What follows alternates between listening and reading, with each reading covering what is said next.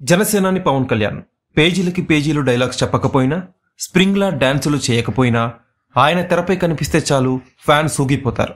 ఎంత ఎదిగినా ఒదిగి ఉండాలి అనే తత్వం, సాదాసీదా జీవితం, సాటి మనిషికి సాయం చేసే గుణం, ఇవే పవన్ కళ్యాణ్ని మిగిలిన హీరోల కంటే చాలా ప్రత్యేకంగా నిలబెట్టాయి.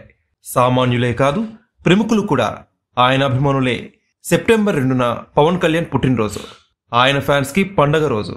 ఈ సందర్భంగా మెగాస్టార్ చిరంజీవి తమ్ముడి స్థాయి నుంచి ఆంధ్రప్రదేశ్ డిప్యూటీ సీఎం స్థాయికి చేరుకునే వరకు పవన్ కళ్యాణ్ ప్రస్థానాన్ని ఒకసారి పరిశీలిద్దాం. కొణిదెల వెంకట్రావు, అంజనాదేవి దంపతులకి 1968 సెప్టెంబర్ 2న మూడో కుమారుడిగా జన్మించారు పవన్.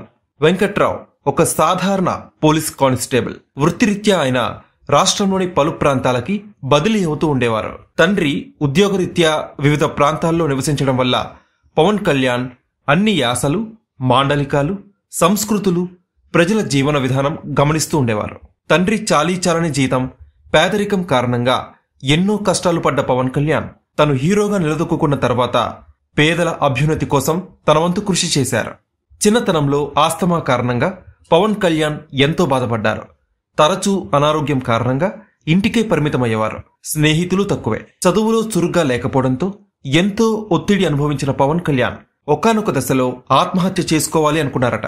అన్నయ్య చిరంజీవి మార్గదర్శకత్వంలో వైజాగ్లోని సత్యానంద్ వద్ద యాక్టింగ్లో శిక్షణ తీసుకుని అక్కడ అమ్మాయి ఇక్కడ అబ్బాయి ద్వారా హీరోగా పరిచయం అయ్యారు.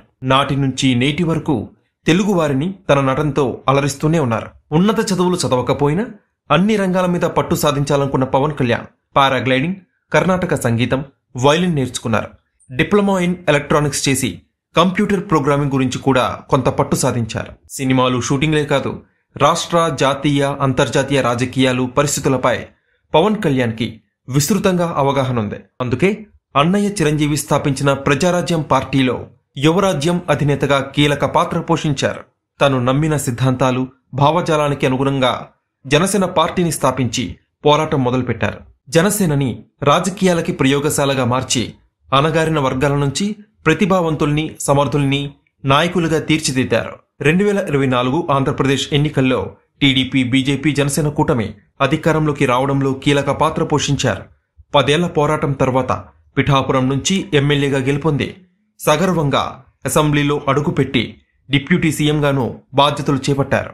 మరి ఇన్నేళ్ల ప్రస్థానంలో నటుడిగా, రాజకీయ నాయకుడిగా పవన్ కళ్యాణ్ ఎన్ని కోట్ల ఆస్తులు సంపాదించారో అని అందరికీ ఒక డౌట్.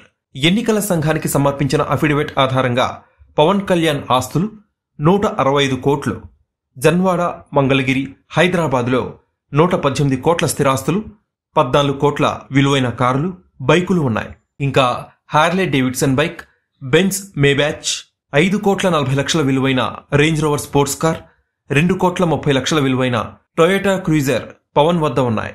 గడిచిన 5 ఏళ్లలో ఆయన 114 కోట్ల 76 లక్షల్ని ఆర్జించగా ఆదాయ పన్నుగా 47 కోట్ల 7 లక్షలు, జీఎస్టీ కింద 26 కోట్ల 84 లక్షల్ని చెల్లించారు. పవన్ కళ్యాణ్కి 64 కోట్ల 26 లక్షల అప్పులుండగా గడిచిన 5 ఏళ్లలో 20 కోట్ల రూపాయల్ని విరాళాల రూపంలో అందజేశారు. రాజకీయాల్లోకి వచ్చి డబ్బుని వెనకేసుకున్న లీడర్స్ కి పవన్ కళ్యాణ్ పూర్తి విరుద్ధం. తన సంపాదన 10 మందికి ఉపయోగపడితే అంతకంటే తృప్తి లేదంటారు. గబ్బర్ సింగ్ లో చెప్పినట్టుగా తను trend follow hour, trend set చేస్తారు. పవన్ కళ్యాణ్ మరిన్ని పుట్టినరోజులు జరుపుకోవాలని, జీవితంలో ఉన్నత శిఖరాల్ని అధిరోహించాలి అని ఫిల్మీ బీట్ కోరుకుంటోంది.